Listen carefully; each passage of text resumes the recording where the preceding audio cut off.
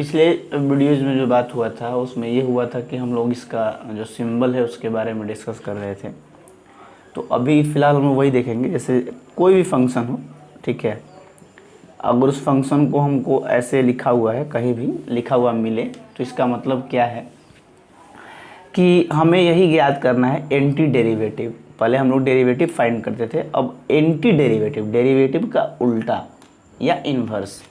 उसमें क्या होता है कि आपको एक फंक्शन दिया रहेगा, जैसे आपको समझाया गया कि कोई फंक्शन आपको दिया गया जाता था पहले और आप उसको डिफ्रेंशिएट करते थे, और मान लीजिए इस फंक्शन को आप ऐसे इंडिकेट करेंगे एफ डैश एक्स से। तो पहले आप फंक्शन से उसका डेरिवेटिव फाइंड करते थे। अब ये पता करना है कि ये डेरिवेटिव किसका है, मतलब इसका एंटी डेरिवेटिव, मतलब ये एफ एक्स फाइंड करना है। तो मान के चलिए जो फंक्शन था उसको डिफ्रेंशिएट करने पर ये डेरिवेटिव आता था, तो इसको इंटीग्रेट करने पर इसका एंटी डेरिवेटिव आ जाएगा, मतलब ये किस फंक्शन का डेरिवेटिव है वो पता चल जाएगा। तो वही बात यहाँ पर लिखा गया कि कोई भी फंक्शन है उसको हम लोग वो पता करना कि ये किसका डेरिवेटिव है, तो उसको हम लोग एंटी डेरिवेटिव कर देंगे, तो वो क्या हो जाएगा, एंटी के चलते वो उसका इंटीग्रेशन हो जाएगा और इंटीग्रेशन से उस फंक्शन का हम लोग पता कर पाएंगे। तो मान लीजिए वो फंक्शन ये है। अब यहाँ ये समझाया जाएगा, मान लीजिए एफ एक्स या कैपिटल एफ एक्स जो भी हो वो अपना। अब यहाँ सिंबल में कौन क्या है इसके बारे में थोड़ा जिक्र किया गया है एनसीईआरटी के मुताबिक, उसको हम लोग देखेंगे बारी बारी से। सबसे पहला चीज़ लिखा हुआ है कि मान के चलिए कि यहाँ जो सिंबल आप देख रहे हैं ऐसे हल्का एस जैसा है, एस नहीं है लेकिन हल्का एस जैसा है, जैसे आप एस ऐसे लिखते हैं तो इसी को थोड़ा लंबा कर दिया गया है, तो आपको बनाने का प्रयास कर लेना चाहिए अच्छे से, ठीक है। तो ये जो आप साइन देख रहे हैं इसको इंटीग्रल का साइन बोलते हैं हम लोग, लिखा हुआ है आपको कि it is called as integral sign. अवकलन का ये क्या है, चिन्ह है, इंटीग्रल साइन। फिर उसके बाद ये लिखा गया कि यहाँ जो dx जो आप देख रहे हैं, जैसे आप पहले dy/dx लिखते थे तो आपको पता था कि हमको y को डिफ्रेंशिएट करना है x के सापेक्ष, वैसे ही यहाँ पर क्या है कि फंक्शन को डिफ्रेंशिएट करना है, ठीक है, किसके सापेक्ष, x के सापेक्ष। तो dx वही बात यहाँ पर कहता है कि dx कुछ नहीं है, dx डिनोट्स करता है, बताता है कि डिफरेंशियल ऑफ x है, ये x का डिफ्रेंशिएशन है, उसको हमको इंटीग्रेट करना है, डिफरेंशियल ऑफ x, ठीक है। इसके बाद अब ये कहता है कि भाई ये पूरा जो आपका ये आपको दिख रहा है इसको हम पढ़ेंगे क्या, तो इसको कहता है कि इट इज़ रीड एज, पूरे वो क्या पढ़ेंगे, इंटीग्रल ऑफ एफ एक्स को का इंटीग्रल फाइंड करना है, इंटीग्रेट करना है किसके सापेक्ष, x के सापेक्ष, विथ रिस्पेक्ट टू x। ये पूरा जो है कि नहीं आपका स्टेटमेंट को पढ़ने का एक तरीका है, जैसे आप इसको पढ़ते थे डिफरेंशिएट और differentiation of y with respect to x या difference coefficient of y with respect to x, ऐसे यहाँ पे कहेंगे इंटीग्रल ऑफ एफ एक्स या integration of F X with respect to x, ठीक है। ये पढ़ने का तरीका है, जानेंगे आगे। इसके बाद अब क्या कहता है, ये तो अब परिचय था, इसमें आपको क्या क्या बताया गया एक बार जरा हम रिकॉल कर देते हैं आपको। सबसे पहले बताया गया कि इंटीग्रेशन क्या है, इंटीग्रेशन वास्तव में क्या किया जाता है इसके अंतर्गत। फिर उसके बाद दो चीज़ों के उपयोग में इसका प्रयोग किया जाता है वो बताया गया आपको। पहला नंबर किसी क्लोज एरिया का हम लोग क्लोज रीजन का एरिया फाइंड करने में इसका उपयोग करते हैं, और दूसरा बताया गया कि जो है कि नहीं किसी फंक्शन का अगर डेरिवेटिव दिया गया है तो ये पता करने में कि ये डेरिवेटिव किस फंक्शन का है वो पता करने में हम इसका उपयोग करते हैं। फिर इसका डिफिनेशन बताया गया कि डिफिनेशन कुछ नहीं है, एकदम सिंपल है कि the process of finding the anti derivative of a function, किसी फंक्शन का एंटी डेरिवेटिव फाइंड करने का जो प्रोसेस है उसी को हम लोग इंटीग्रेशन के नाम से या एंटी डिफ्रेंशिएशन के नाम से भी जानते हैं। फिर आपको ये सिंबल वगैरह बताया गया कि कैसे कैसे लिखना है। फिर बताया गया कि इंटीग्रल कैलकुलस क्या है, तो इंटीग्रल के अंतर्गत दो चीज़ें पढ़े जाते हैं, डिफिनिट और इनडिफिनिट। डिफिनिट में आपको बताया गया कि लिमिट दिया रहेगा, मैंने कल आपको इसके बारे में जिक्र किया कि अगर किसी भी फंक्शन का देख लीजिएगा नीचे और ऊपर माथे पर कोई अगर नंबर दिया हो ABCD या कोई अंक दिया हो तो समझ जाएंगे कि वो डिफरेंट इंटीग्रल है, उसकी सीमा दी गई है। इसको हम लोअर लिमिट बोलते हैं, निम्न सीमा, इसको अपर लिमिट बोलते हैं। अगर सीमा दे दिया तो डिफरेंट इंटीग्रल हो गया, और अगर वो सीमा नहीं दिया गया है तो वो इनडिफरेंट इंटीग्रल है। उसको हम लोग क्या बोलते हैं, इसको डिफरेंट, उसको इनडिफरेंट, ठीक है। परिमित या अपरिमित जो भी कहिए, निश्चित या अनिश्चित जो भी कहिए, समाकलन। और इन दोनों को मिक्स करके, इनडिफरेंट और डिफरेंट दोनों को एक साथ जब पढ़ते हैं हम लोग तो उसी को इंटीग्रल कैलकुलस के नाम से जानते हैं। ये सब चीज़ें बताई गई थी। फिर उसके बाद कुछ फंडामेंटल थ्योरम आया था। फंडामेंटल थ्योरम में यही आपको बताया गया था कि एक ऐसा रिलेशन जो इन दोनों के बीच में इस्टेब्लिश कर सके उसको फंडामेंटल थ्योरम ऑफ कैलकुलस के नाम से जानते हैं। फिर उसके बाद बताया गया कि आपको डिफरेंट इंटीग्रल का जो एप्लीकेशन है, जो यूज है, वो कहाँ होता है। तो इसका ज़्यादा यूज़ इंजीनियरिंग में, साइंस में, इकोनॉमिक्स में, फाइनेंस में, प्रोबेबिलिटी में किया जाता है। फिर उसके बाद आपको जो है कि नहीं, ये जो सिंबल था इसके बारे में डिस्कस करना था, ये हम लोग डिस्कस किए। अब आगे इसमें और भी चीज़ें हैं, हम लोग उसको भी देखेंगे बारी बारी से। चलिए उसको देखते हैं। तो अब आता है सबसे पहला चीज़, थोड़ा सा देखिएगा, आपको जो भेजा गया है उसमें सब कुछ एक, वैसे मैं चेक कर लूँगा आज, शायद एक पेज आगे पीछे हो गया होगा क्योंकि वो लाइन से नहीं था, फिर भी मैं देख लूँगा। इसके बाद जो है ना एक पेज होगा, उस पर इंटीग्रांड लिखा होगा, वहाँ से स्टार्टिंग है। चलिए ना, जो नेक्स्ट टॉपिक है वो हम लोगों का इंटीग्रांड है, इसी में सब कुछ लिखा हुआ है, सब कुछ इसी से हम लोग निकलेगा। लास्ट में आपको परफॉर्मा बना के देंगे। देखिए नेक्स्ट जो टॉपिक है वो है इंटीग्रांड। जानना है टर्मिनोलॉजी जो है, शब्द विज्ञान, इसके बारे में लोग जानेंगे बारी बारी से। इंटीग्रांड किसको बोलेंगे, तो इंटीग्रांड का the function which is to be integrated is called integrand. जिस फंक्शन को इंटीग्रेशन किया जाता है, इंटीग्रेट करना रहता है, उसी को हम इंटीग्रांड बोलते हैं। क्या लिखा कि द फंक्शन, कोई भी फंक्शन जिसको इंटीग्रेशन करना है, the function which is to be integrated, जिसको इंटीग्रेट करना है, ठीक है, समाकलित करना है, इज कॉल्ड इंटीग्रांड। आप समझ गए होंगे। मान लीजिए कोई चीज़, अभी हम वो जो आपको सिंबल दिखाया था उसी के माध्यम से आपको दिखाएंगे। मान लीजिए आपको ऐसे दिया गया है कि इस फंक्शन को आप इंटीग्रेट कीजिए, तो ये तो था इंटीग्रल साइन, ये तो था डिफरेंशियल ऑफ एक्स, और ये जो एफ एक्स आपको दिख रहा है यही है इंटीग्रांड। ये क्या है आपका इंटीग्रांड। जिस फंक्शन को क्या करना है, कहा द फंक्शन, कौन सा फंक्शन, वो फंक्शन जिसको क्या करना है, इंटीग्रेट करना है, इंटीग्रेट करना है। जिस फंक्शन को इंटीग्रेट करना रहता है उसी को हम लोग इंटीग्रांड के नाम से जानते हैं। नेक्स्ट जो टॉपिक है टर्मिनोलॉजी, उसको कहते हैं इंटीग्रल। इंटीग्रल किसको बोलते हैं, एक एक करके बारी बारी से हम डिस्कस कर रहे हैं। इंटीग्रल में क्या होता है कि the function whose derivative is the integrand. अब मान लीजिए इसका आप इंटीग्रेशन फाइंड किए और जो आया, जो फंक्शन आया, ठीक है, मतलब ये किसका, इसका एंटी डेरिवेटिव क्या है ये फाइंड हम लोग कर रहे थे, यानी इसके इंटीग्रेशन फाइंड कर रहे थे, तो जो आएगा वो इंटीग्रल कहलाएगा। लिखा है कि द फंक्शन, देखिए एफ एन लिख देंगे तो फंक्शन हो गया, ठीक है। The function whose derivative is the function whose derivative is the integrand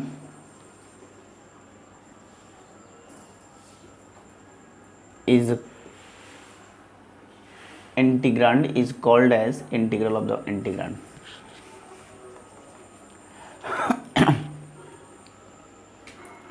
Is called as integral of the integrand।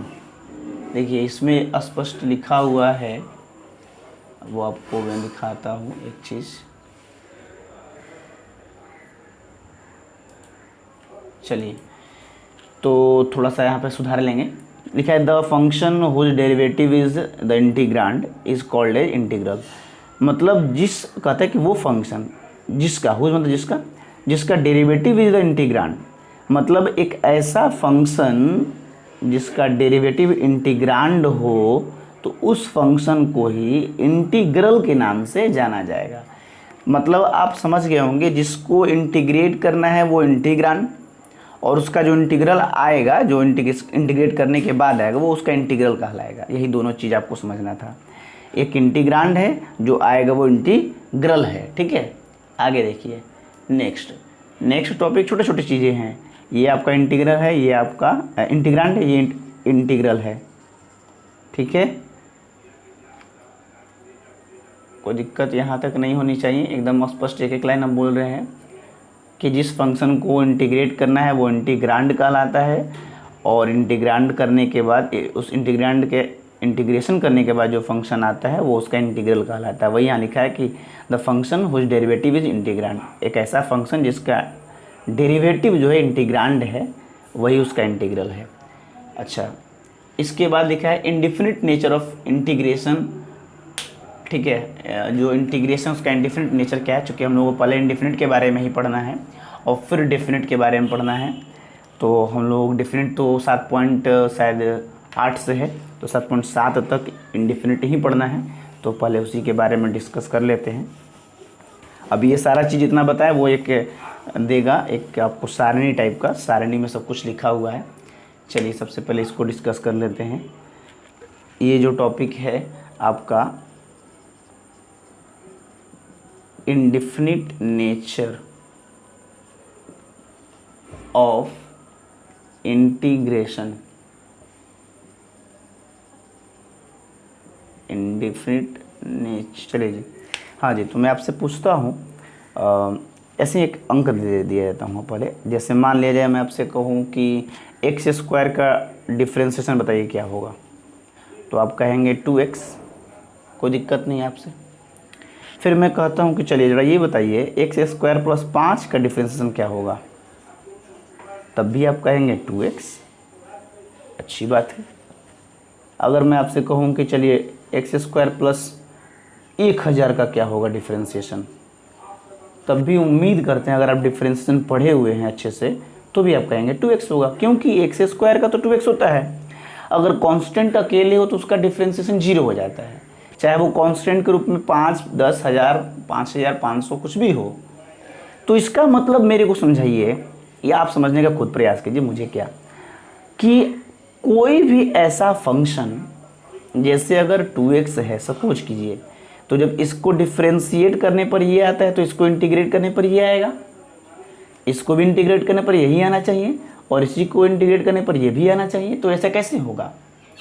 एक ही फंक्शन को डिफ्रेंशिएट करने पर, बात समझिएगा, एक फंक्शन का एक ही डिफ्रेंशिएशन होगा और एक फंक्शन का एक ही इंटीग्रेशन होगा। लेकिन यहाँ तो देख रहे हैं कि डिफ्रेंशिएशन तो ठीक है, लेकिन इंटीग्रेशन 2x का ही कर रहे हैं, तो कभी एक्स स्क्वायर आ जा रहा है, कभी एक्स स्क्वायर पर 5 आ रहा है, कभी 1000 आ रहा है, कभी कुछ आएगा, कभी कुछ आएगा, कुछ भी हो सकता है।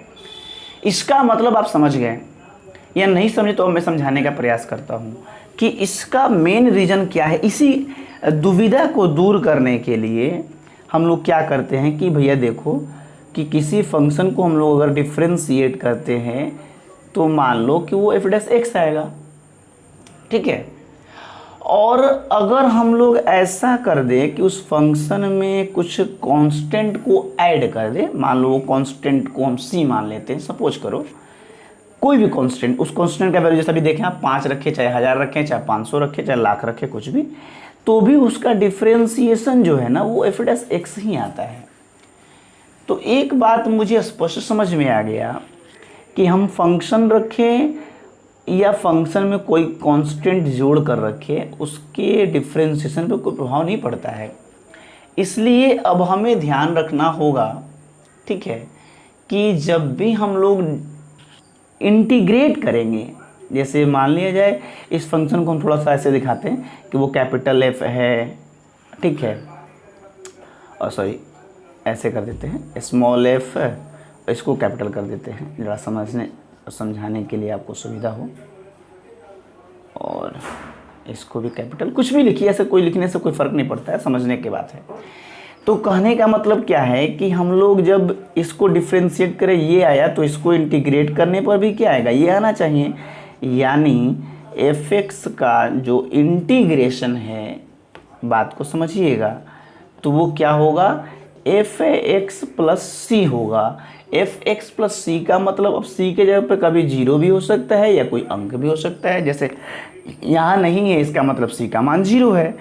यानी अब हमें एक बात स्पष्ट समझना होगा कि अगर कहीं इनडिफिनिट इंटीग्रेशन की बात हो और हमें उसको इंटीग्रेट करना है, तो उस कंडीशन में इंटीग्रेशन करने के बाद जो भी फंक्शन आए उसमें एक सी ऐड करना है और सी खुद से लिखना होगा।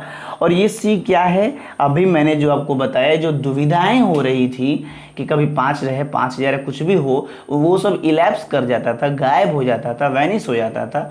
वो गायब ना हो बल्कि उसका कुछ मान है, और वो मान तब पता चलेगा कि एक्यूरेट क्या वैल्यू होगा जब यहाँ पे डिफिनिट डाल देगा कि नहीं ये इसके बीच में ही आपको इंटीग्रेट करना है, तो वो सी का मान पता चल जाएगा। जब तक वो नहीं दिया है तो सी का मान कुछ भी हो सकता है, दुनिया का कोई नंबर हो सकता है, इसीलिए वो दुविधाएं उत्पन्न हो रही थी। वो सी हम लोग यहाँ पे क्यों लगाते हैं और यह क्या कहते हैं इसको, तो लिखता है कि सी यहाँ पे कुछ नहीं, अभी आपको मैं दिखाया कि सी लगा के करे तब भी वही आएगा, नहीं लगा करे तो भी वही आएगा, लेकिन एक ही फंक्शन के दो इंटीग्रेशन नहीं हो सकते हैं। इसीलिए मैंने आपको समझाया कि उस दुविधा को दूर करने के लिए यहाँ सी लगाया जाता है, और सी यहाँ पे कहा जाता है आर्बिट्रेरी कांस्टेंट। आर्बिट्रेरी कांस्टेंट यानी कि स्वैच्छिक अचर। स्वैच्छिक समझ रहे होंगे, अपनी इच्छा अनुसार कोई एक चर राशि लेते, कोई कहीं के लिख दे, कोई सी लिख दे, वो अपनी इच्छा पे है। हम लोग सी का यूज करेंगे, स्वैच्छिक अचर। कहीं के स्वैच्छिक अचर लिखता है या स्वैच्छिक अचर जो भी है,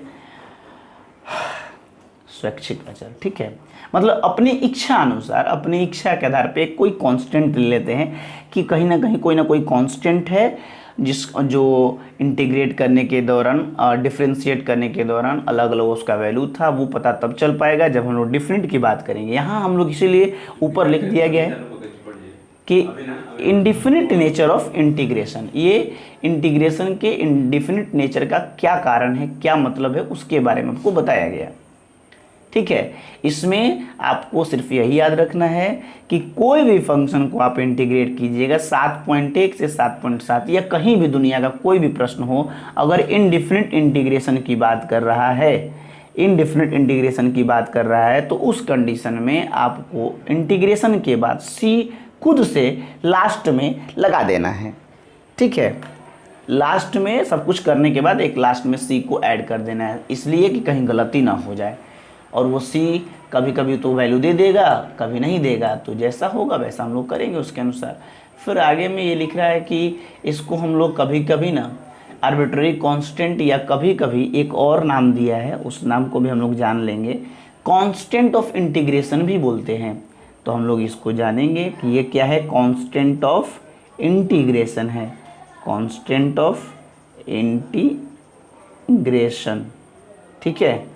मतलब इंटीग्रेशन का कांस्टेंट भी इसको हम लोग बोलते हैं, सी को। आगे लिखा है कि इनफैक्ट मैंने वास्तव में here C is a parameter. C क्या है, एक प्राचल है। पैरामीटर आपको बताया गया था जो दो के बीच के संबंध को बताता है। पैरामीट्रिक इक्वेशन भी आपको दिखाया गया था 5.6 में। लिखता है कि in fact here C is a parameter because different value of C given different integrals of the given function. मैंने कहा ना कि सी का भिन्न भिन्न मान आपको फंक्शन का भिन्न भिन्न मान देगा, लेकिन वो सी का मान स्पष्ट इंडिफिनिट में पता नहीं चल पा, चूँकि इंडिफिनिट का मतलब हो गया भाई वो तो अनिश्चित है, कोई उसका निश्चित मान नहीं है, इसलिए वहाँ पर सी लिख देते हैं। और जब डिफरेंट कर देता है तो सी का कोई एक्यूरेट वैल्यू हो जाता है। तो वहाँ पे बता रहा है कि सी जो है एक पैरामीटर है, क्योंकि सी का भिन्न भिन्न मान जो है वो डिफरेंट इंटीग्रल्स का वैल्यू देता है फंक्शन के लिए। फिर लिखा है लास्ट में clearly integral will change if C changes. अब देखिए इंटीग्रल जो है, इंटीग्रल ये जो है वो सी के चेंज करने पर चेंज करता जाएगा, क्योंकि सी का मान पे वो डिपेंड कर रहा है ना। सी का मान पता नहीं है, जब पता होगा तो मान लिया कहीं कुछ देगा कहीं कुछ देगा, तो इसके अनुसार ये इंटीग्रल जो है वो चेंज करेगा। वही यहाँ लिखा गया है, मैंने बता दिया, इसको इंटीग्रांड, इसको इंटीग्रल। क्या लिखा है, क्लियरली स्पष्टतः इंटीग्रल विल चेंज। इंटीग्रल जो है ये जो समाकलन जो हम लोग ज्ञात करते हैं ये चेंज करेगा कब, इफ सी चेंजेज, अगर सी का मान चेंज करे। इसीलिए लिखा गया कि hence integral of a function is not unique, इसीलिए लिखा गया है कि चूंकि सी के मान पर ये डिपेंड करता है, सी के मान चेंज करने पर इंटीग्रल का मान चेंज करता है, इसलिए लिख दिया गया इंटीग्रल का जो नेचर है, फंक्शन के इंटीग्रल का जो नेचर है, ठीक है, या इंटीग्रल जो है वो यूनिक नहीं होता है। अब आपको कोई पूछेगा कि क्या किसी फंक्शन का इंटीग्रेशन डिफिनिट में नहीं, इनडिफिनिट में खास करके यूनिक होता है, तो बोलेंगे आप कि नहीं। क्यों? क्योंकि सी के मान चेंज करने पर उस इंटीग्रल का वैल्यू चेंज करता है। लास्ट में लिख दिया कि तब तो सी का मान, अब सी तो भाई कोई रियल नंबर होगा, अब रियल नंबर तो अनगिनत है, अनंत है, इसीलिए लिख दिया गया कि 10 लास्ट में, कि 10 ये जो आपको पूरा लिखा गया integral of F X with respect to X will have infinite number of values, माने इसलिए इसका मान अनंत है, ठीक है, और अनंत है क्योंकि इसका कोई निश्चित मान नहीं है, इसीलिए इसको हम लोग क्या बोलते हैं, it is also called indefinite integral of F x. इसीलिए हम लोग इसको इंडिफिनिट इंटीग्रल बोलते हैं, क्योंकि इसकी कोई सीमा नहीं है, सीमा रहित है। क्यों? क्योंकि सी के मान अनंत है, और सी का मान मान लीजिए 1 रखेंगे तो 1 आया, सी का मान 2 रखे दूसरा आ गया, 3 रखे तीसरा आ गया, अनंत तक रखते जाइए अनंत आ जाएंगे, इसलिए इसका मान अनेकों आ जाएंगे, इसीलिए इसको हम लोग indefinite integral of F x के नाम से जानते हैं। तो आप समझ रहे होंगे, बहुत मज़ा भी आएगा, बहुत अच्छा भी चीज़ है। चलिए जी आगे बढ़ते हैं जरा। अब देखिए लिखता है वही जो मैंने आपको बताया, जो आपको अलग अलग टर्मिनोलॉजी दिखाया था, अब एक जगह लिख दिया है कि सम सिंबल्स एंड टर्म्स, जो कुछ सिंबल है और कुछ टर्म्स हैं, कुछ फ्रेजेज हैं, उसका क्या मीनिंग है इसके बारे में आपको दिया गया है। उसके बाद फार्मूला आएगा, फार्मूला के बाद हम लोग जरा 7.1 और 7.2 डिस्कस करेंगे। अब देखिए आप बस ना, मैंने आज कहा था आप लोगों से कि मेरा रोज़ थोड़ी ना तबीयत ख़राब रहेगा, वो कभी हुआ कभी बाय द वे कुछ मिस्टेक्स वगैरह के चलते हो जाता है, तो आप लोग जो है ना तैयार रहें। जैसे आज देखिए वेट करते करते 6 बज गया, और शायद मैंने 5:38 में या 40 में डाल दिया था। खुश फोन आया है,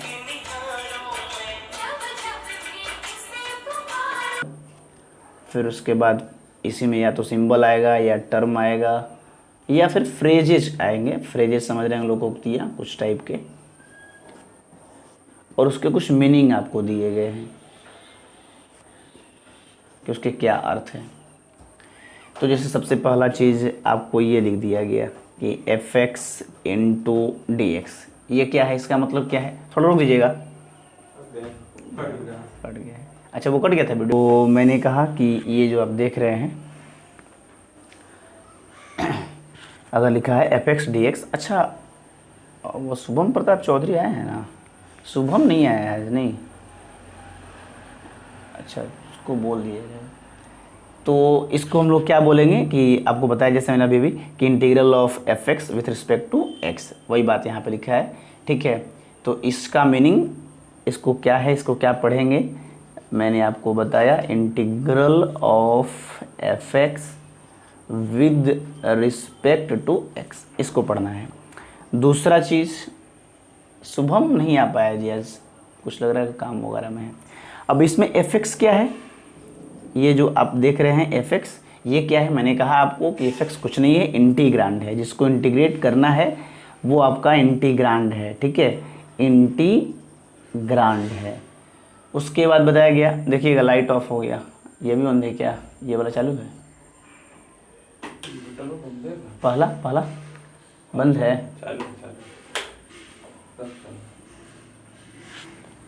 चलिए जी बंद कर दिए क्या, दिख रहा है ना अच्छे से, चलिए अच्छा जी, प्रॉब्लम्स ही प्रॉब्लम्स हैं। तीसरा देखिए, तीसरा कहता है कि अब इसमें जो आप x की बात कर रहे हैं वो x क्या है, तो इसमें जो आप x देख रहे हैं केवल, वो x कुछ नहीं है, उसको हम लोग बोलते हैं वेरिएबल ऑफ इंटीग्रेशन। वो इस इंटीग्रेशन में वेरिएबल कौन सा है, तो इसको हम लोग बोलेंगे वेरिएबल ऑफ इंटीग्रेशन, ठीक है, वेरिएबल ऑफ इंटीग्रेशन। फिर उसके बाद कहता है कि 4 नंबर में इंटीग्रेट का मतलब क्या होता है, इंटीग्रेट कह रहा है तो मतलब क्या कह रहा है, तो लिखता है कि इंटीग्रेट का मतलब फाइंडिंग द इंटीग्रल होता है।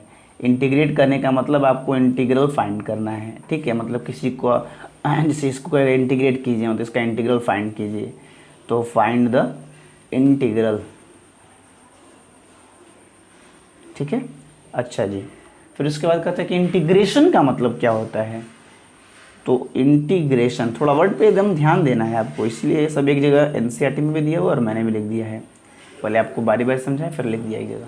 इंटीग्रेशन का मतलब होता है, इंटीग्रेट का मतलब इंटीग्रल फाइंड करना, और इंटीग्रेशन का मतलब इंटीग्रल फाइंड करने का प्रोसेस क्या है, यानी कि the process of finding integral find करना इंटीग्रेट कहलाता है, और उसके फाइंड करने का जो प्रोसेस है, ठीक है, उसको हम लोग इंटीग्रेशन बोलते हैं। उसके बाद फिर लिखा, अच्छा ये तो हो गया इतना 5 तक। 2 और हैं जरा, उसको भी हम लोग देख लेंगे। वो 2 तो कोई बहुत बड़ा इशू नहीं है, फिर भी देख लेते हैं।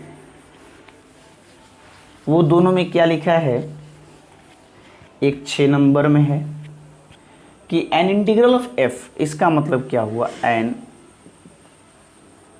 Integral of F. तो कहता है कि एन इंटीग्रल ऑफ एफ का मतलब हुआ कि अ फंक्शन या ऐसे लिखे या ऐसे लिखे, जो भी, a function F x, a function F x such that, a function F x such that,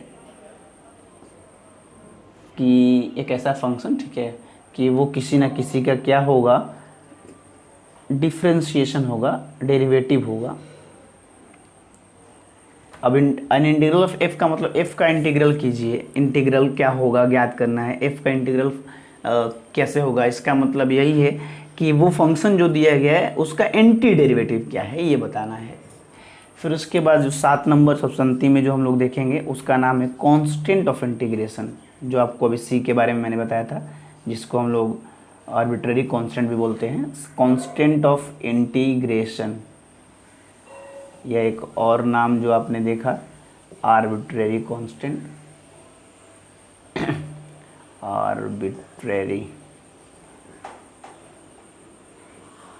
constant, ठीक है। तो इसके बारे में लिखता है कि एनी रियल नंबर, वो कोई भी रियल नंबर हो सकता है, रियल नंबर समझ रहे, वास्तविक संख्या, परमेय अपरमेय कुछ भी, एनी रियल नंबर सी, उसको हम सी को मानते हैं यहाँ पे, ठीक है, कंसीडर्ड माना जाता है, विचार किया जाता है, कंसीडर्ड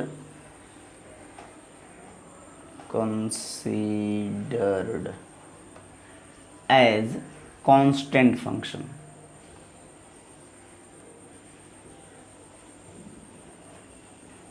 एज कांस्टेंट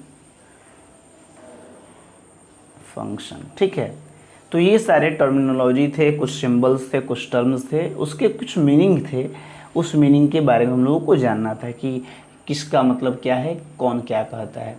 ये सब कुछ जान जाएंगे तभी तो प्रश्न में कहेगा कि इंटीग्रेट कीजिए, इंटीग्रेशन कीजिए, इसमें इंटीग्रांड क्या है, इंटीग्रल क्या है, इसमें एक्स क्या है, इसमें डी एक्स क्या है। तो इन सब चीज़ों के बारे में, यहाँ पे कॉन्सेप्ट ऑफ इंटीग्रेशन क्या है, उसका वैल्यू फाइंड कीजिए। जब तक आप जानेंगे नहीं, चूँकि नया चीज़ है, तो आप बता नहीं पाएंगे, ठीक है। इसके पहले कहीं आपको इंटीग्रेशन के बारे में तो नाम जिक्र भी नहीं सुने थे, हाँ, कैलकुलस में तो ये पढ़ना ही है। तो आप जब डिफरेंशियल पढ़ लिए तो इंटीग्रेशन आपके लिए बहुत ईजी है। अब आप फार्मूला देखेंगे, फार्मूला के बाद हम लोग आगे फिर डिस्कस करेंगे। चलिए, तो नेक्स्ट जो टॉपिक है वो कुछ फार्मूले हैं। जैसे डिफरेंशिएशन था, जिसको डिफरेंशिएशन का फार्मूला याद होगा वो फार्मूला जो है कि नहीं, इसका भी बना सकता है। तो पता है कि फार्मूला का कुछ प्लूरल फॉर्म होते हैं जिसको फार्मूले लिखा जाता है, फार्मूले, ठीक है, लास्ट में ई लगा देते हैं, फार्मूले ऑफ इंटीग्रेशन या इंटीग्रल, जो भी कहिए, इंटीग्रेशन, समाकलन के सूत्र।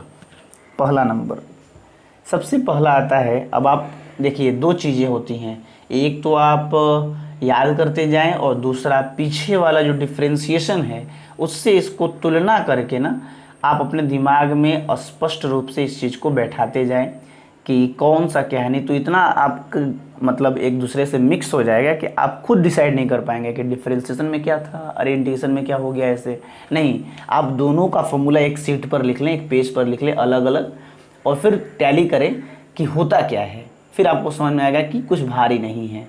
नहीं तो फिर दोनों, जैसे कैसे आप कभी वॉइस और नरेशन एक साथ पढ़ लें तो आप कंफ्यूज हो जाएंगे कि किसमें क्या करना है। तो उस कन्फ्यूजन को दूर करिए और आराम से, मैथ में कहीं कोई कन्फ्यूजन नहीं है, आप आराम से समझ सकते हैं। वैसे मैं तो आपको कारण के साथ दिखाऊंगा ही।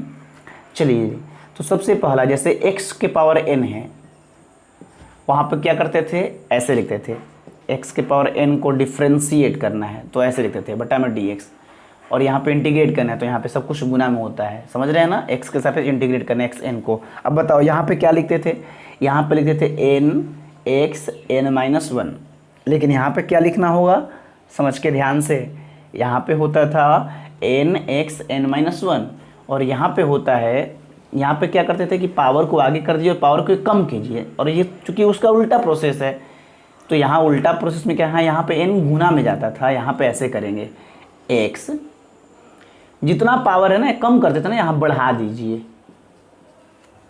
जितना पावर है एक बढ़ा दीजिए, और जो आप आगे लिखते थे ना गुना में, अब गुना नहीं, अब यहाँ पे क्या कर दीजिए, उसको भाग कर दीजिए, और बढ़ा करके ही जो आप ऊपर पढ़ा रहे हैं पावर, उसी पावर को नीचे रख दीजिए चुपचाप, ठीक है, प्लस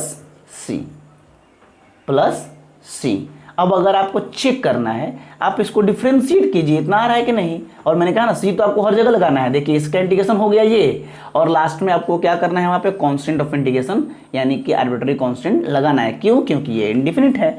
अब मैं चेक करके आपको दिखाता हूँ, चलिए देखिए इंटीग्रेशन, देखिए उसका चेक कीजिए आप, एक्स एन के फंक्शन आप क्या क्या है, इस चीज़ को करना है, एक्स n+1 बटा में n+1 प्लस सी। इसको जब इंटीग्रेट करें तो ये आ रहा है, तो इसको डिफ्रेंशिएट करने पर ये आना चाहिए ना जी, देखो आ रहा है कैसे, देखना ध्यान से। चलो सबसे पहले तो भाई देखो यहाँ दो फंक्शन है, एक ये, तो पहले इसको करेंगे फिर इसको करेंगे, पहले इसको कर रहे हैं, इसको करेंगे तो देखो बटा में क्या है, कांस्टेंट है, कांस्टेंट तो बाहर आ जाएगा, तो कांस्टेंट 1/n+1 बाहर आ गया इनटू, अब एक्स एन का फॉर्मूला तुम्हारे सामने है, एक्स एन का फॉर्मूला क्या कहता है कि पावर को आगे कीजिए, पावर को हम आगे कर दिए, फिर इनटू, फिर वेरिएबल रखिए, रख दीजिए, फिर पावर में एक कम करके रखिए, पावर में कम करना है तो n+1 में से एक कम करो तो क्या आएगा, n आएगा, फिर प्लस, इसका हो गया इंटीग्रेशन, देख लो डिफ्रेंशिएशन, और फिर ये तो कांस्टेंट है, कांस्टेंट का तो 0 होता है, और ये देखो ये से ये क्या हो गया, कट गया, तो नहीं आ गया जी, x के पावर n नहीं आया, तो अब तो रटना ही नहीं है, अब तो भैया तुम्हें समझना है, बात समझ में आ रही है पूरी। इसलिए अब आज के बाद याद रखना है कि x के पावर n का इंटीग्रेशन क्या होगा कि पावर में एक बढ़ा करके ऊपर भी लिखना है और नीचे भी लिखना है, कोई दिक्कत नहीं है।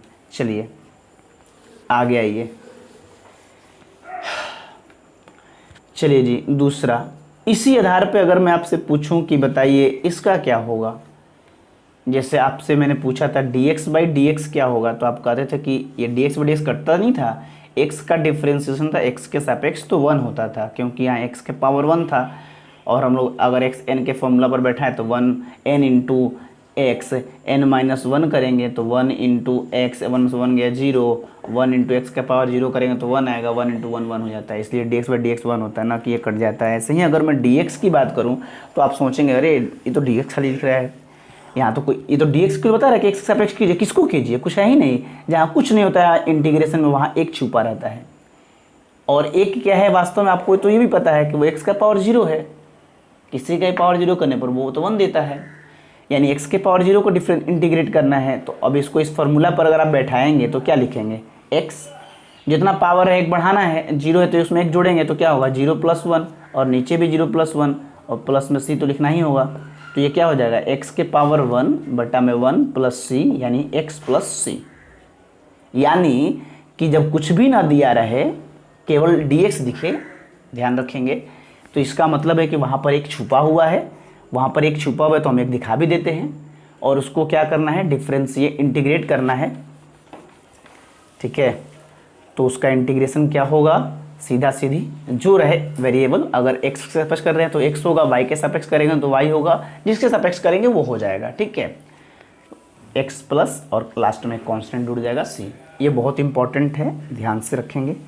चलिए जी, अब आते हैं कुछ ट्रिग्नोमेट्रिक में। चलिए, अब तो सब आपको याद ही है, फिर भी हम लोग देखते चलेंगे, याद करते चलेंगे। हाँ चलिए, साइन का क्या होगा थोड़ा सा याद कीजिए। तो साइन का क्या होता था? साइन का कॉस होता था, लेकिन ध्यान रखेंगे डिफ्रेंशिएशन में जितने सी वाले थे ना, उसका माइनस में होता था। स्टार्टिंग सी से है तो माइनस में होगा। अब उल्टा हो जाएगा, अगर सी वाला आएगा तो माइनस में होगा। थोड़ा ध्यान से, डिफ्रेंशिएशन में सी वाले को करते थे तो माइनस में उसका आंसर आता था, लेकिन यहाँ पर क्या है कि अगर आंसर माइनस में आएगा, सॉरी आंसर सी में आएगा तो माइनस लग जाएगा। जैसे साइन का कॉस होता था तो यहाँ भी कॉस होगा और लास्ट में सी भी लगेगा, लेकिन चूंकि सी आ रहा है इसलिए माइनस लगा देंगे। ध्यान से। चौथा, इसके बाद है, और भी आएंगे, सब आएंगे बारी बारी से। अब अगर कॉस का करना हो तो कॉस का, साइन का कॉस, कॉस का साइन, ये तो सबको याद ही है। सिर्फ याद ये रखना है कि माइनस, जैसे उसमें कहाँ होता था, उसमें अगर मैं कहता कि साइन का डिफ्रेंशिएशन क्या होगा तो आप कहेंगे कॉस एक्स। और अगर मैं पूछता कि चलिए बताइए कॉस का डिफ्रेंशिएशन क्या होता, कॉस का क्या होगा, तो आप बोलेंगे माइनस साइन एक्स। जरा इसको और इसको लेकर के आप टैली कीजिए। इसमें क्या होता था डिफ्रेंशिएशन में कि सी वाले को जब जब डिफ्रेंशिएट करेंगे, जैसे सी कॉस है, कॉट है, कॉसेक है, तो उसका आंसर माइनस में आता था। ठीक है, लेकिन अब क्या कर रहा है कि नहीं भैया, आंसर माइनस में नहीं आएगा सी वाले का, बल्कि अगर सी आ जाएगा आंसर में तो माइनस होगा।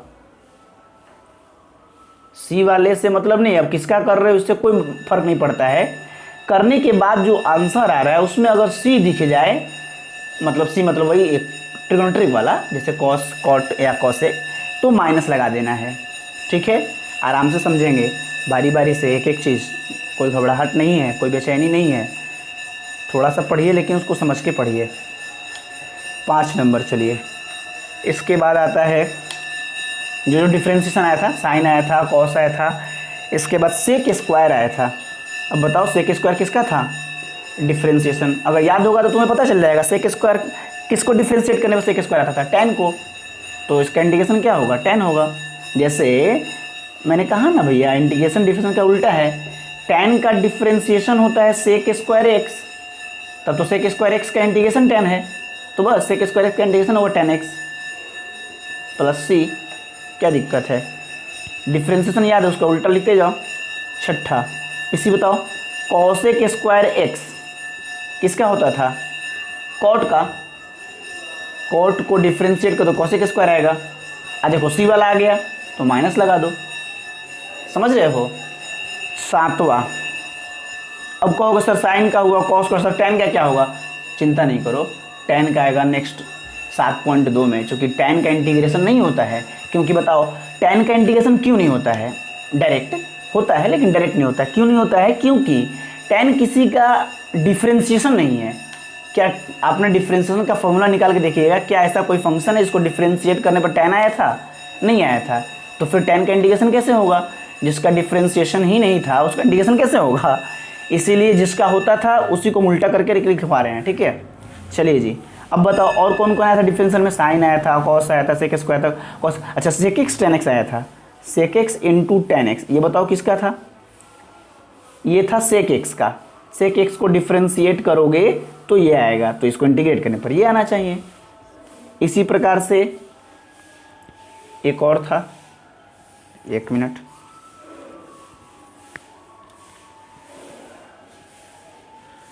आठ नंबर, एक था cosec X into cot X. सब वही है, सब वही है, कोई अंतर नहीं है, बस केवल मैंने उल्टा किया है। Cosec X into cot X, ये किसका था? कॉसेक्स का था। और फिर देखो कॉसेक्स आ गया सी वाला, तो क्या करना पड़ेगा? माइनस लगाना पड़ेगा भाई। तो ये ट्रिगो का था, इतना सारा। ठीक है, इसके बाद इन्वर्स वाला भी देख लेते हैं। इन्वर्स वाला भी आपने पढ़ा ही था, तो पूछना क्या है। देखिए 2 फंक्शन तो जनरल वाला था, उसके बाद ये सारे जो है वो ट्रिगो वाले थे 6 ठो, तो 2 6 8 हो गया, और 6 वो लगभग उसका भी होगा, 14 हो जाएंगे। उसके बाद कुछ और भी होंगे एक्सपोनेंशियल डिफरेंशियल, वो जो आप उतना पढ़े थे ना 4 तक में, आज एक ही में पढ़ जाएंगे, क्योंकि इसके बाद इसका पूरा गेट खुल जाएगा, पूरा इतना सारा चीज़ है। बंद हो गया क्या? ना। चलिए जी, और भी चीज़ें हैं उसको भी देखते हैं। सब आप याद रखो, बस डिफरेंशियल को दिमाग में रखो, इंटीग्रेशन पढ़ते जाओ। चलो अब इन्वर्स ट्रिग्नोमेट्री में देखो ध्यान से, इन्वर्स में क्या क्या पढ़ते थे। तो साइन का क्या था इंटीग्रेशन, साइन का इंटीग्रेशन था, साइन का डिफरेंशियल क्या था 1/1 माइनस एक्स स्क्वायर, तो बस उसका उल्टा कर दो। साइन का ये डिफ्रेंशिएशन था तो इसका इंटीग्रेशन साइन होगा, साइन इन्वर्स एक्स। याद आ रही है? नहीं याद आ रही होगी तो देख लो, ठीक है। और सी तो भैया लगाना होगा सब जगह।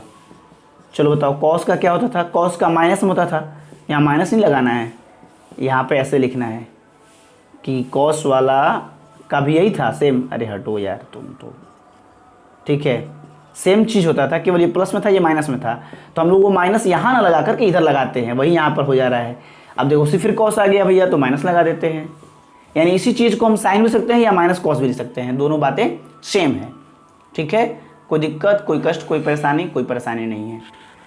11 नंबर, इसमें तो बहुत इजी है इन्वर्स वाले में। देखो अब बताओ tan का क्या था 1/1 प्लस एक्स स्क्वायर होता था, तो tan इन्वर्स x है ना, tan इन्वर्स x का ये था डिफ्रेंसिएशन। अच्छा, और cot का क्या था, जस्ट यही था, केवल माइनस लगता था, तो माइनस यहाँ नहीं लगाएंगे, हम लोग माइनस उधर साइड लगा रहे हैं, यानी क्या होगा cot inverse x plus c, सिर्फ माइनस लगा देंगे। अब देखो यानी अगर ये दिया है तो इसको हम ये भी लिख सकते हैं या ये भी लिख सकते हैं, देख लो दोनों चीज़ सेम है। तो रहा अब वहाँ पे फंक्शन के आधार पे, अगर साइन का जरूरत है तो वहाँ पे साइन लगा देंगे, अगर कॉस का तो माइनस कॉस लगा सकते हैं। वैसे ही यहाँ पे देख लो दोनों चीज़ सेम है, तो अगर जरूरत पड़े इंडिकेशन में तो tan भी लिख सकते हैं, जरूरत पड़ा तो माइनस कॉट भी लिख सकते हैं। सेम प्रोसेस, कोई दिक्कत, कोई कष्ट, कोई परेशानी नहीं है, ठीक है। चलिए जी, इसके बाद 13 नंबर देख लो। फिर बताओ सेक का क्या होता था, सेक का होता था क्या होता था 1/x under root X square minus 1 होता था, तो ये सेक हो गया, और इसी में अगर माइनस लगा देंगे तो कॉसेक का भी हो जाएगा। तो माइनस हम लोगों को इधर नहीं लगाना है, माइनस कहाँ लगाना है, उस साइड लगाना है। तो क्या लिख देंगे 1/x under root X square minus 1 into D X, यहाँ पर क्या हो जाएगा minus cosec inverse X plus C. अब आप देखो भैया बड़ी आराम से इस चीज़ को देख लो, समझ लो। अब बताओ एक, या इसमें तो कुछ याद ही नहीं करना, अभी तक जो मैंने कहा सब आपको याद है, बस आपको मैंने उल्टा समझा रहा हूँ। डिफ्रेंशिएशन आपको याद है 5.2 वाला, 5.3 वाला ये है ना, इन्वर्स 5.3 में था। तो बस साइन का क्या होता है तो ये होता है, कॉस का क्या होता है ये होता है, माइनस इधर न लगा करके इधर ही लगा देते हैं। tan का क्या होता है ये होता है, कॉट का क्या होगा इधर ये होता है, लेकिन माइनस इधर लगा, इधर लगा दिए हैं। इधर माइनस नहीं लगाना है, उधर लगाना है, ये इधर लगाओगे तो उधर से माइनस हट जाएगा, बात एक ही है कि नहीं है। चलो अगर मान लो तुम्हारी मर्जी है कि मैं माइनस यहाँ लगाऊँ तो लगाओ ना भैया, यहाँ लगाओगे तो यहाँ से हट जाएगा माइनस, तो इसलिए इधर ना लगा करके एक जैसा इधर लगाया गया, ताकि याद करने में आसानी हो, लोगों को समझाया सके कि भैया देखो जब जब सी वाला आएगा टर्मिनोलॉजी, चाहे वो ट्रिगोनोमेट्रिक में आए या इन्वर्स ट्रिगोनोमेट्रिक फंक्शन में आए, दोनों ही तीनों कंडीशन में हम लोग क्या करेंगे, वहाँ पे माइनस का यूज करेंगे। जब भी सी आएगा आंसर में वहाँ माइनस लगाना होगा, ठीक है। चलिए जी, कुछ और ही टोटल शायद बस ख़त्म ही है, 3 ठो और है, वो तीनों भी आप पढ़े ही हुए हैं, एक्सपोनेंशियल, लॉगरिथमिक और एक रूट वाला। 14 तक हो गया है, 3 और देखते हैं।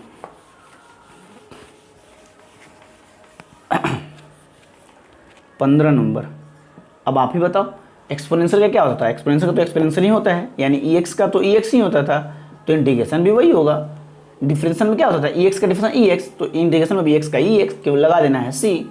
कोई भारी ही नहीं है। 5.4 से पढ़ने लगे देखो तुरंत, उसका 4 चैप्टर, इसका एक ही चैप्टर नहीं हुआ अभी पूरा। 16 नंबर देखो, अब बताओ log x का क्या होता था डिफरेंशिएशन 1/x, तो याद कर लो 1/x का इंटीग्रेशन क्या होगा log x होगा। अब लोग थोड़ा x ऐसे लिखता है थोड़ा कि मतलब हम लोग निगेटिव नहीं लेंगे, पॉजिटिव में लेंगे, कोई दिक्कत। एक चीज़ और, अब जो रूट एक्स वाला थोड़ा बात आ गया, 1/√x का क्या होगा समझना होगा। ये कुछ भी हो जाए, मान लो हम वो भी लिख देते हैं, चलो रूट एक्स का क्या होगा, जैसे कैसे उसमें भी बताया तुमको, रूट एक्स का याद कर लो 1/2 रूट एक्स होगा, ठीक है। तो वैसे यहाँ पर भी याद करो 1/√x रहे या √x रहे तो कैसे बनाओगे, तो बनाना तुम्हारे हाथ में है, चाहो तो तुम एक्सप्लेन करके बनाओ, नहीं तो डायरेक्ट याद रखो। तो थोड़ा मैं एक्सप्लेन कर देता हूँ, पहले 17 नंबर को एक्सप्लेन करता हूँ, ठीक है। 17 नंबर में चाहे पहले 18 ही को एक्सप्लेन कर देते हैं, तब 17 को करेंगे। देखो इसको कैसे बनाओगे, ये रूट का मतलब क्या होता है 1/2 है ना, और एक्स एन का फॉर्मूला तुम्हें सबसे पहले मैंने बताया, एक्स एन का फॉर्मूला यहाँ पर क्या होता है कि एक्स n+1 बटा में n+1 प्लस सी।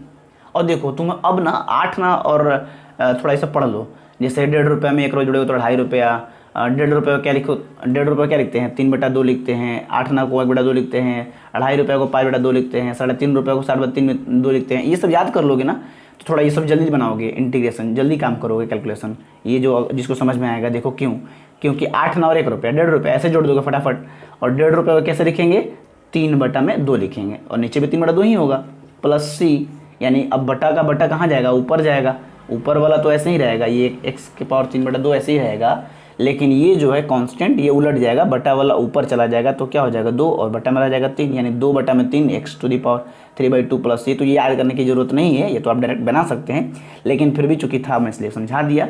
समझ रहे हो ना, इसको जोड़ना कितना आसान है, अगर ये से जोड़ोगे तो 8 ना और 1 रुपया 1.5 रुपया, या 2 रुपया 8 ना 2.5 रुपया, 2.5 रुपये को 5/2 लिखते हैं, ऐसे याद रखोगे। देखो ये वाला फंक्शन है, ये नहीं कि इसका पावर नीचे आ जाएगा, ये पावर ये नहीं पावर में है ना, ये बटा में नहीं है, इसका पावर बटा में है, तो पावर का बटा थोड़ी नीचे आता है, ये बटा में तो नीचे आ जाएगा। और नीचे देखो ये था 3/2 तो इसका ये बटा वाला ऊपर जाएगा, ठीक है।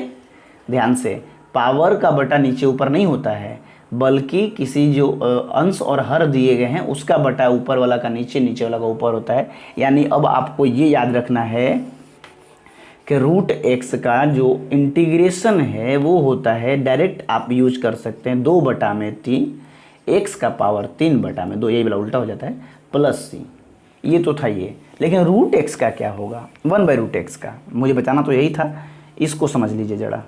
अब अगर मैं इसको लिखूं तो क्या लिखूंगा 1/x⁴1/2 लिखोगे इंटू dx, है ना, रूट का मतलब। अब इसको ऊपर ले जाओगे तो ये क्या हो जाएगा x⁻−1/2 हो जाएगा, होगा कि नहीं होगा। जब हम लोग किसी भी चीज़ को ऊपर या नीचे करते हैं तो उसके पावर में माइनस, उसमें उसके पावर में चेंजिंग हो जाता है, प्लस से माइनस, माइनस से प्लस हो जाता है।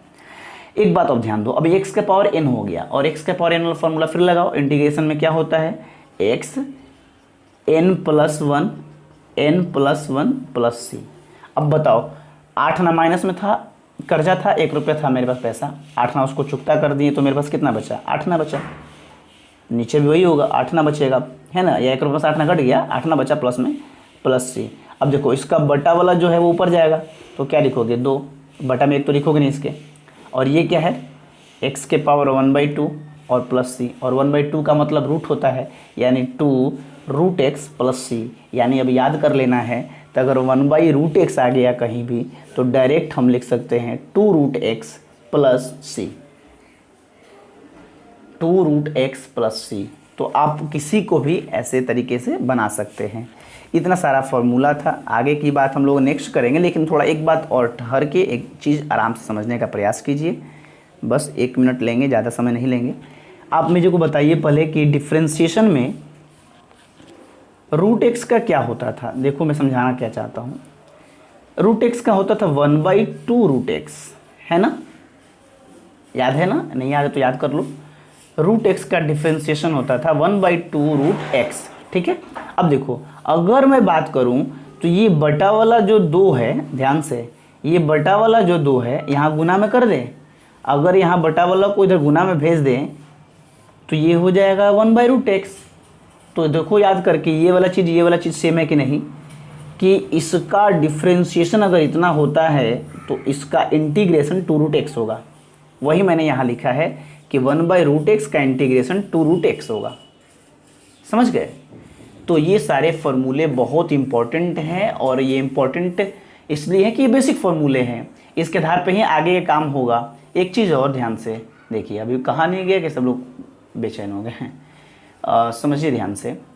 कहने का मतलब है कि आप डिफ्रेंशिएशन वाला फॉर्मूला को अच्छे प्रकार से कंठस्थ कर लें तो आपको ये इंटीग्रेशन का सारा फॉर्मूला अपने आप समझ में आ जाएगा। तो नेक्स्ट बातें हम लोग नेक्स्ट वीडियोज़ में करेंगे, और नेक्स्ट वीडियो में हम लोग कुछ और चीज़ें हैं उसको देख करके और फिर एक्सरसाइज शुरू करेंगे। क्योंकि 7.1 का काम हो चुका है, फिर भी थोड़ा सा बाकी है, उसको देख करके और उसके बाद हम लोग फिर 7.2 का थ्योरी, 7.2 का एक्सरसाइज, फिर ऐसे एक एक करके बारी बारी से चलता जाएगा गाड़ी। ठीक है, तो स्टार्टिंग ही बड़ा टेढ़ा होता है किसी चीज़ का, फिर भी चलिए नेक्स्ट वीडियो में बात करते हैं, मिलते हैं आगे। धन्यवाद। चलिए।